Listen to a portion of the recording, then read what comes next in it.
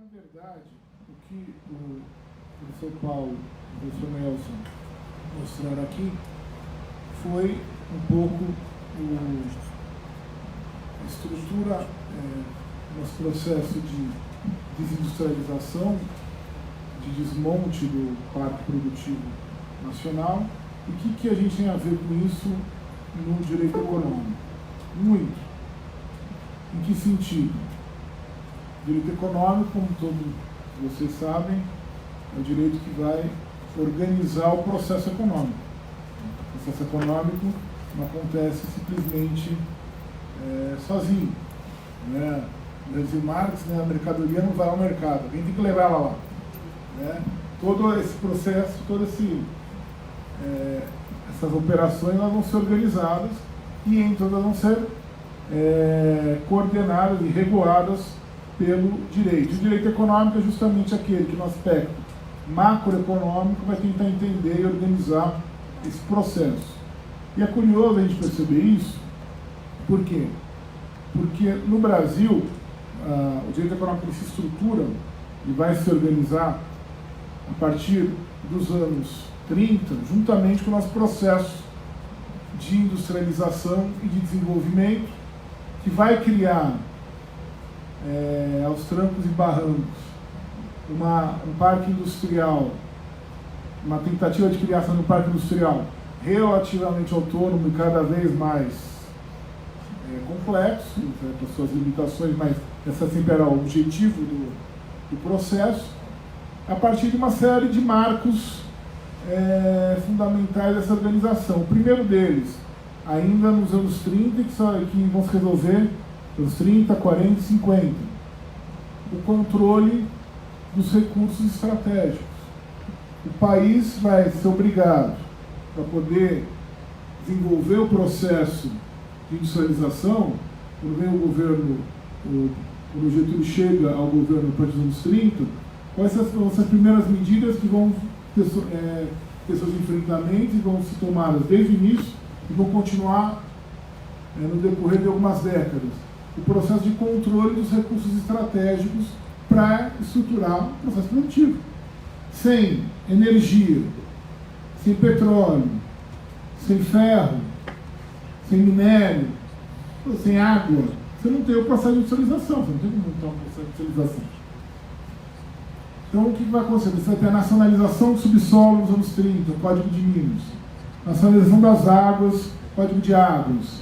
Vai ter depois toda a estruturação da política de controle dos recursos minerais, a partir do Código de Minas, jogando com a posição do Brasil nas relações internacionais, vai ser simultaneamente a criação da siderúrgica que é a indústria de base, sem ela não tem o resto da indústria, não tem como se complexificar, é uma indústria mais complexa, vai ser indústria de baixa complexidade, geralmente têxtil ou de alimentos, né? Você começa a ser pesada a partir da siderúrgica, você vai ter que ter a siderurgia e o controle da grande mineração. Não por acaso a Vale do Rio Doce e a Companhia Siderúrgica Nacional surgem juntas, no mesmo processo, são fruto do mesmo processo, inclusive da própria negociação do Brasil, uma participação na Segunda Guerra Mundial. A gente, na crise mundial dos anos 30, a gente soube articular a nossa participação e a nossa tomada de lado, vamos dizer assim. Né?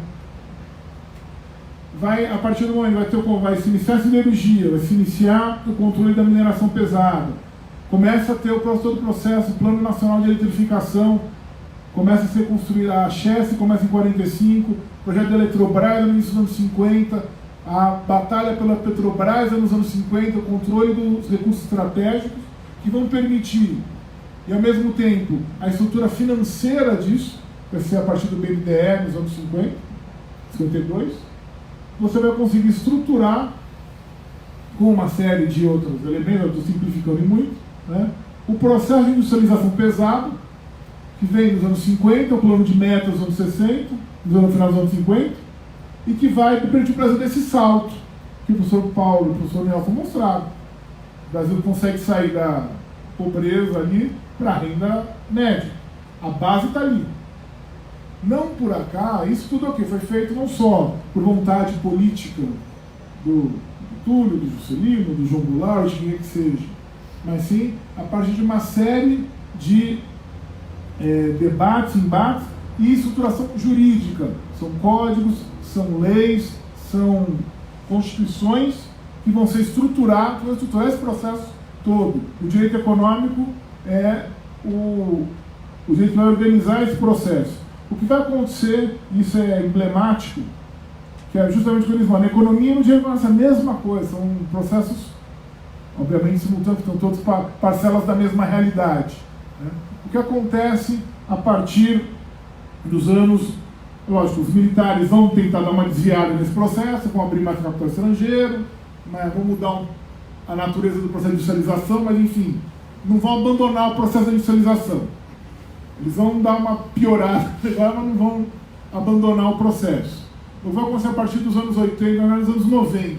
Você tem com o neoliberalismo o abandono das políticas, não só de industrialização direta, e aí tem a questão do câmbio, que o professor Nelson mencionou, você começa a liberar o câmbio, você começa a abrir um monte de política cambial, quando você começa a abrir uma série de setores que até então eram controlados diretamente pelo Estado Nacional, você também começa, a partir dos anos 90, a abrir mão, e é um processo que nós estamos vendo hoje, se acelerar, do controle sobre os recursos estratégicos. Sem controlar energia elétrica, sem controlar petróleo, sem controlar minério, a gente não tem processo nenhum de industrialização, não tem processo nenhum de complexidade da economia que se sustente, porque você não controla os insumos básicos. São os insumos básicos necessários para o processo. É a partir da transformação desses insumos que vai se dar todo o processo de industrialização. E o que nós vemos a partir dos anos 90, juridicamente, inclusive, é a mudança da Constituição e da legislação para permitir o acesso ou a entrega desses bens. A entrega do pré-sal é só a cereja do bolo que a gente está vendo agora, com um detalhe piorado. Você não está abrindo a exploração de petróleo, a exploração de energia, a exploração de recursos minerais, desde a privatização da Vale do Rio Doce em 97, pelo governo Fernando Henrique, e termina o pré-sal com a venda do pré-sal agora, a sessão onerosa agora em novembro, né? Eles vão entregar. Você não teria esse processo simplesmente a Petrobras está bom, ela fez o papel dela, ela fez o papel dela, mas tem uma outra aqui que vai, a partir dela, criar todo um setor industrial em torno do petróleo ou da mineração. Não é isso que aconteceu. Ao contrário da Vale do Rio Doce, ao contrário da Petrobras, que em torno da exploração de produto primário criaram o parque de encadeamento das cadeias todas produtivas, vão estimular a criação dos parques industriais, o que nós estamos simplesmente a entrega para a exportação de produto primário sem nenhum tipo de sofisticação, sem nenhum tipo de beneficiamento, né? Nada. Simplesmente exportamos o produto in natura. O Brasil, hoje, estamos perdendo por uma decisão esdrúxula e inconstitucional do CAD, sem fundamento jurídico algum, o parque de refino, em benefício de quem? Porque custa caro. Não, vai estar com um parque de refino subutilizado, ocioso, e importando combustível que a gente podia produzir aqui, principalmente nos Estados Unidos, né, a principal fornecedor hoje, mas não só, né, a troco de nada. De nada.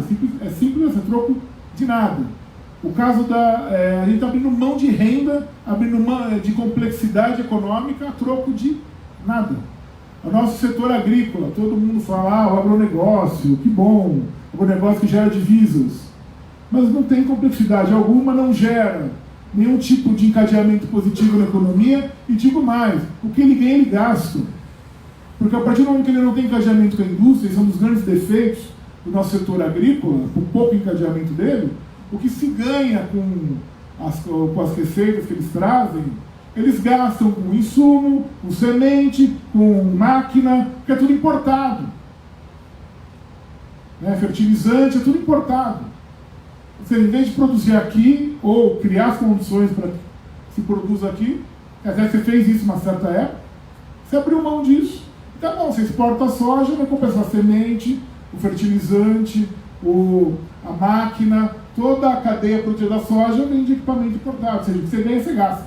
Você paga royalties para Monsanto, para Singenta, sei lá mais para quem. Ao invés de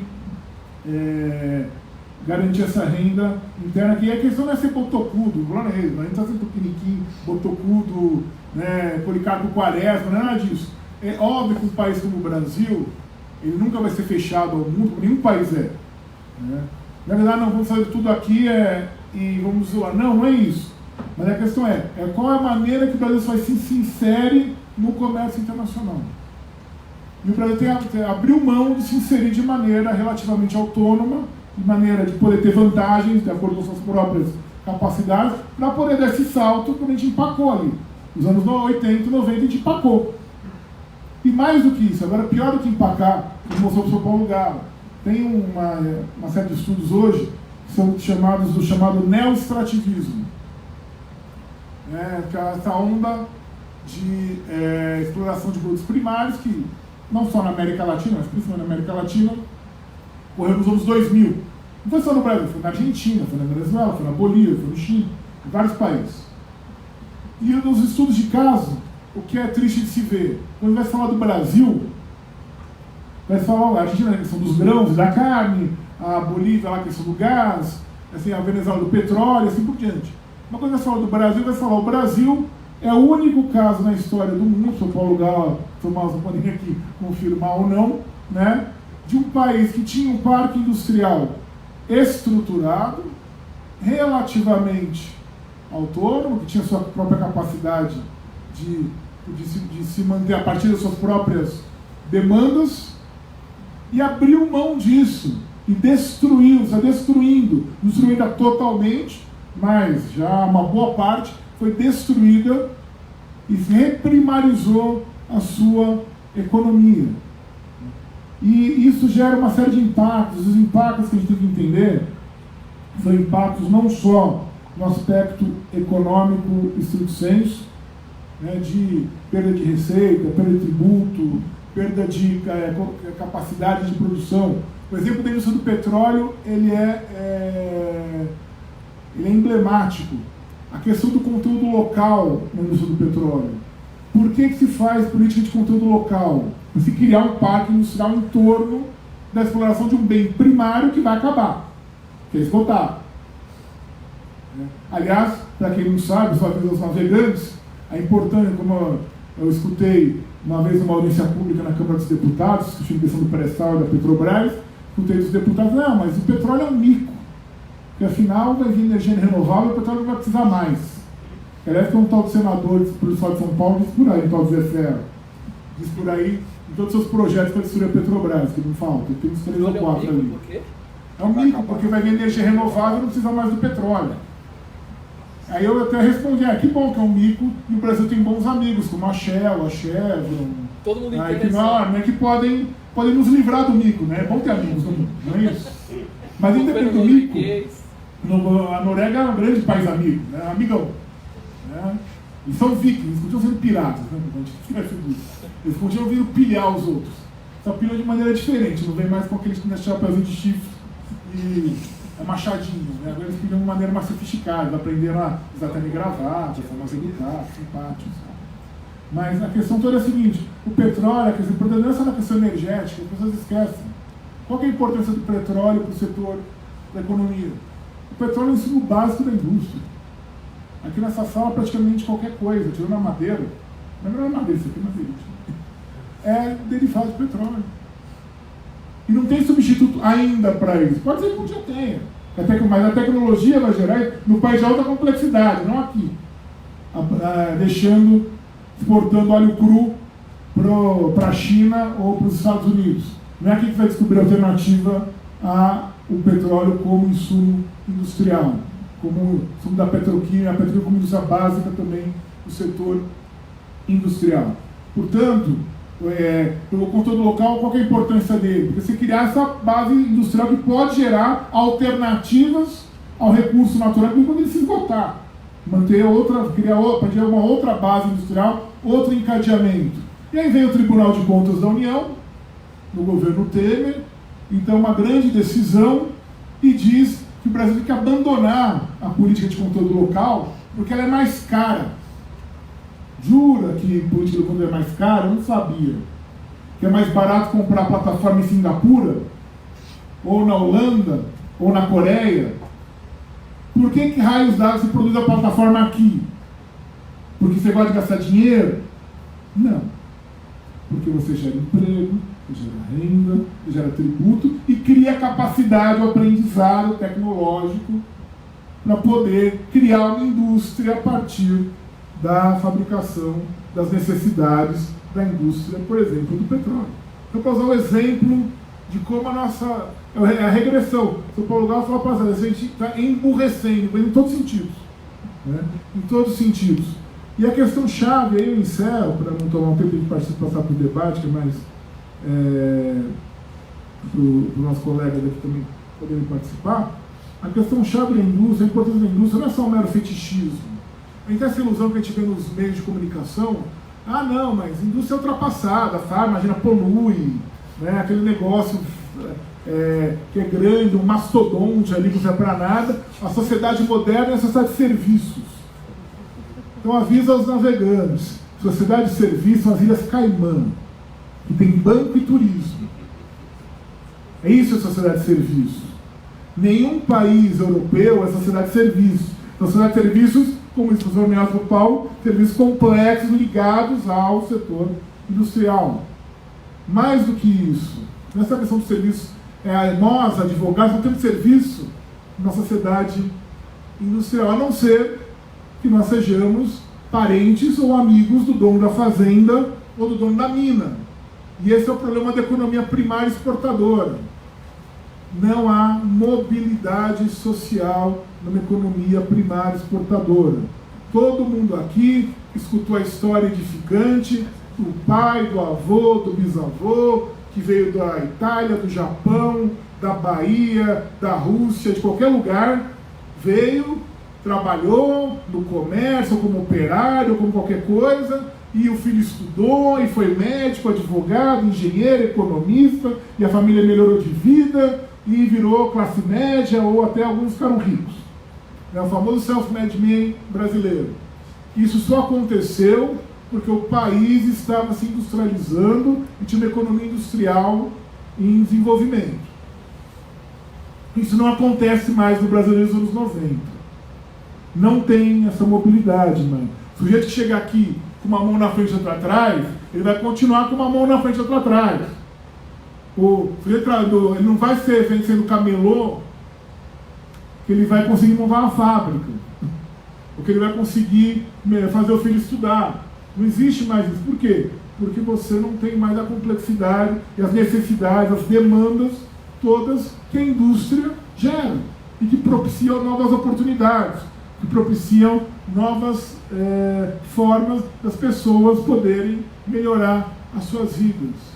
Então a importância de uma economia mais complexa, uma economia industrial, não é mero fetichismo da indústria. Porque economista gosta de indústria, que acha bonito. É um negócio...